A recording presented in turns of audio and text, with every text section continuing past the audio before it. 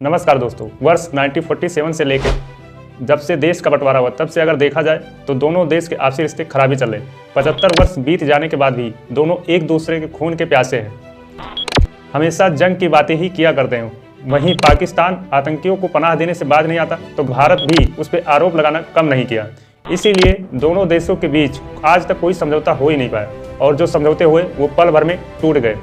लेकिन एक समझौता ऐसा हुआ जो अभी तक बरकरार है और उसके लिए समय समय पर बैठकें होती रहती हैं। तो आज हम जानेंगे वो कौन सा समझौता है जो अभी तक बरकरार है। उससे पहले यदि आप हमारे चैनल पर नए हैं तो हमारे चैनल उज्ज्वल देसाई को लाइक, सब्सक्राइब और शेयर जरूर कीजिएगा। तो चलिए शुरू करते हैं और जानते हैं कि वो कौन सा समझौता है जो भारत और पाक के बीच हुआ और वो अभी तक बरकरार है। दोस्तों, जिस समझौते के हम बात कर रहे हैं उस समझौते का नाम है सिंधु जल समझौता।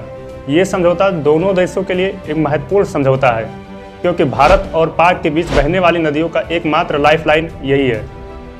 ये कहानी स्टार्ट होती है देश के बंटवारे के बाद।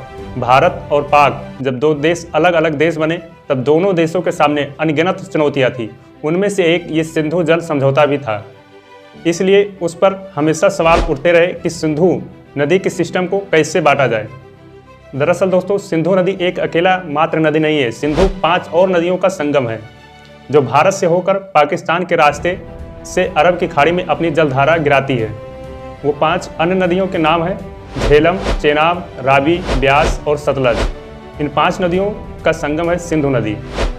इसलिए पाकिस्तान को हमेशा ये डर लगा रहता था कि यदि भारत इन नदियों का पानी अगर रोक दिया तो पाकिस्तान सूखे से प्रभावित हो सकता है और वहाँ की ज़मीनें बंजर हो जाएंगी। इसलिए पाकिस्तान की दृष्टि से यह समझौता करना एक अहम मुद्दा बन गया था। यहाँ तक कि सिंधु नदी समझौते को लेकर पाकिस्तान हथियार उठाने पर भी उतर आया था। तभी एंट्री होती है वर्ल्ड बैंक की और वर्ल्ड बैंक दोनों देशों के बीच एक मीडिएटर का भूमिका अदा करता है और दोनों देशों के बीच मध्यस्थता करवाता है। जब सब कुछ सही चल ही रहा था तभी 1959 में पाकिस्तान के राष्ट्रपति अयूब खान का भारत में आगमन होता है और वो भारत के प्रधानमंत्री पंडित जवाहरलाल नेहरू के साथ सिंधु नदी जल समझौते पर बात करते हैं। उसके एक वर्ष बाद 1960 में पंडित जवाहरलाल नेहरू पाकिस्तान जाते हैं और कराची में सिंधु नदी जल समझौते पर हस्ताक्षर किए जाते हैं। इसी समझौते को हम सिंधु नदी जल समझौते के नाम से जानते हैं। इस समझौते में यह प्रावधान किया गया कि 3 पूर्वी नदियां ब्यास, रावी और सतलज भारत के हिस्से में आईं और 3 पश्चिमी नदियां सिंधु, झेलम और चेनाब पाकिस्तान के हिस्से में गईं।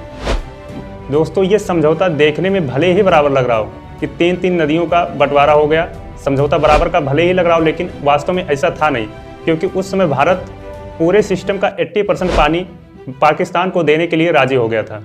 भारत सिंधु, झेलम और चेनाब नदियों का केवल 20% पानी ही यूज कर सकता था, वहीं पाकिस्तान इन नदियों का 80% पानी यूज करता था। जबकि भारत रावी, ब्यास और सतलज इन 3 नदियों का 80% पानी यूज करता था, वहीं पाकिस्तान इन 3 नदियों का 20% पानी यूज कर सकता था। यहाँ पर भारत को भारी नुकसान हुआ क्योंकि भारत पूरे सिस्टम का लगभग 80% पानी पाकिस्तान को दे रहा था। इसी नुकसान की भरपाई करने के लिए इस समझौते में कुछ प्रावधान जोड़े गए जिसमें कहा गया कि यदि भारत चाहे तो उन नदियों पर जिस पर पाकिस्तान को अधिकार प्राप्त है उन नदियों पर run of the way hydro electric power का निर्माण कर सकता है। दोस्तों, आपको बता दें जो ये शब्द जुड़ा है रन ऑफ द वे, यही भारत की मुसीबतों का जड़ है क्योंकि रन ऑफ द वे का मतलब होता है कि आप हाइड्रो इलेक्ट्रिक पावर के लिए पानी का यूज तो कर सकते हैं लेकिन उसे इकट्ठा नहीं कर सकते। जैसे आप पानी से इलेक्ट्रिक बना के पानी को तुरंत छोड़ देना है, जैसे पानी से आप इलेक्ट्रिक करंट पैदा करके पानी को इकट्ठा ना करने के बजाय पानी को छोड़ देना है। इसमें भी भारत को कुछ छूट दी गई जिसमें कहा गया कि यदि भारत चाहे तो 3.6 मिलियन एकड़ पानी भंडारण क्षमता को विकसित कर सकता है, लेकिन ये छूट भारत की दृष्टि से काफ़ी नहीं थे। ये तो हो गया सिंधु नदी जल समझौते का एक खाका। अब यदि उसके बाद अगर कोई विवाद आती है तो उसके निपटान के लिए क्या उपाय किया गया है, अब जानते हैं उसके बारे में। यदि सिंधु नदी जल समझौते को लेकर कोई विवाद उत्पन्न होती है तो उसके लिए त्रिस्तरीय श्रेणी तंत्र का गठन किया गया है जिसमें पहला है अस्थायी सिंधु आयोग। इसमें 2 आयुक्त होंगे, एक भारत की तरफ से और एक पाकिस्तान की तरफ से। दूसरा बनाया गया तटस्थ विशेषज्ञ की नियुक्ति जो वर्ल्ड बैंक के द्वारा की जाएगी। तीसरा है आर्बिट्रेशन कोर्ट का गठन, ये भी वर्ल्ड बैंक के द्वारा ही गठन किया जाएगा। इसमें लगभग 7 लोग के आसपास रहेंगे। दोस्तों, आपको बता दें यहाँ त्रिस्तरीय आयोग का गठन इसलिए किया गया क्योंकि अगर एक से विवाद का निपटान नहीं हो पाता है तो दूसरे श्रेणी पे जाए, दूसरे से अगर नहीं निपटान होता तो फिर तीसरे पे जाए। आर्बिट्रेशन कोर्ट के पास वहाँ पे लगभग 7 लोग के आसपास रहते हैं जो इस विवाद का निपटान करेंगे। अब बात कर लेते हैं वर्तमान में जो विवाद चल रहे हैं वो 2 जल विद्युत परियोजनाओं को लेकर चल रहे हैं, जिसमें किशनगंगा नदी जो झेलम नदी की ट्रिब्यूटरी नदी है, झेलम नदी की एक सहायक नदी है, और दूसरा रतले प्रोजेक्ट है जो चिनाब नदी पर बनाया जा रहा है। दोस्तों, यदि इन दोनों नदियों के नाम आप ध्यान से देखेंगे तो ये दोनों नदियां पाकिस्तान के हिस्से में आती हैं, तो पाकिस्तान भले चुप कैसे बैठ सकता था। पाकिस्तान द्वारा भारत पे आरोप लगाया गया है कि भारत किए गए समझौते में तकनीकी शर्तों को पालन नहीं कर रहा है। साथ ही ये भी कहना है कि यदि भारत चाहे तो इनका दुरुपयोग भी कर सकता है। जैसे यदि भारत पानी को एकत्रित कर लेता है या रोक लेता है तो पाकिस्तान सूखे से प्रभावित हो सकता है, और यदि भारत पानी को एकत्रित करके छोड़ देता है तो पाकिस्तान बाढ़ से भी प्रभावित हो सकता है। लेकिन भारत का कहना है कि हमने किसी समझौते का उल्लंघन नहीं किया, हमें जो समझौते में अनुमति प्रदान की गई थी उसी के अनुसार हम कार्य कर रहे हैं। इसी को लेकर पाकिस्तान 2015 में वर्ल्ड बैंक को एक एप्लीकेशन भेजता है जिसमें वो तटस्थ विशेषज्ञ के गठन की मांग करता है। उसके 1 वर्ष बाद ही 2016 में पाकिस्तान वर्ल्ड बैंक से वो एप्लीकेशन वापस ले लेता है और फिर से एक नया एप्लीकेशन भेजता है जिसमें वो आर्बिट्रेशन कोर्ट के गठन की मांग करता है। हमें तो मौका ही नहीं दिया जा रहा है। पाकिस्तान 2015-2016 में 2 एप्लीकेशन भेज चुका, तो अब भला भारत कैसे चुप बैठ सकता था। भारत के द्वारा भी वर्ल्ड बैंक को एक एप्लीकेशन भेजा जाता है जिसमें तटस्थ विशेषज्ञ के गठन की मांग की गई। वर्ल्ड बैंक द्वारा इन एप्लीकेशनों पर कई सालों तक कोई प्रतिक्रिया नहीं आई, और फाइनली 2022 में वर्ल्ड बैंक ने इन एप्लीकेशनों पे अपनी प्रतिक्रिया दी और पाकिस्तान के एप्लीकेशन के आधार पर आर्बिट्रेशन कोर्ट का गठन किया, वहीं भारत के एप्लीकेशन के आधार पर एक तटस्थ विशेषज्ञ आयोग का गठन किया।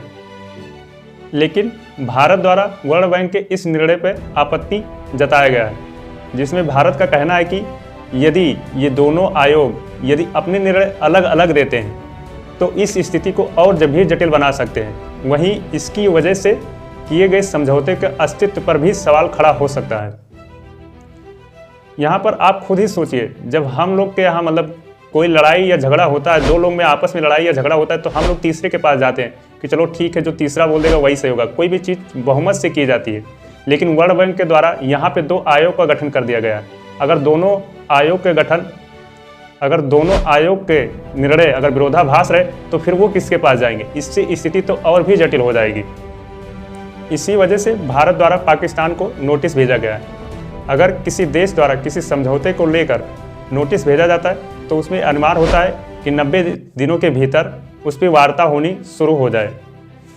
पाकिस्तान के इस हरकतों पे आपका क्या कहना है, कमेंट सेक्शन में कमेंट जरूर कीजिएगा, और हमारे चैनल को सब्सक्राइब करना ना भूलिएगा। इस वीडियो में इतना ही, मिलते हैं नेक्स्ट वीडियो में। धन्यवाद।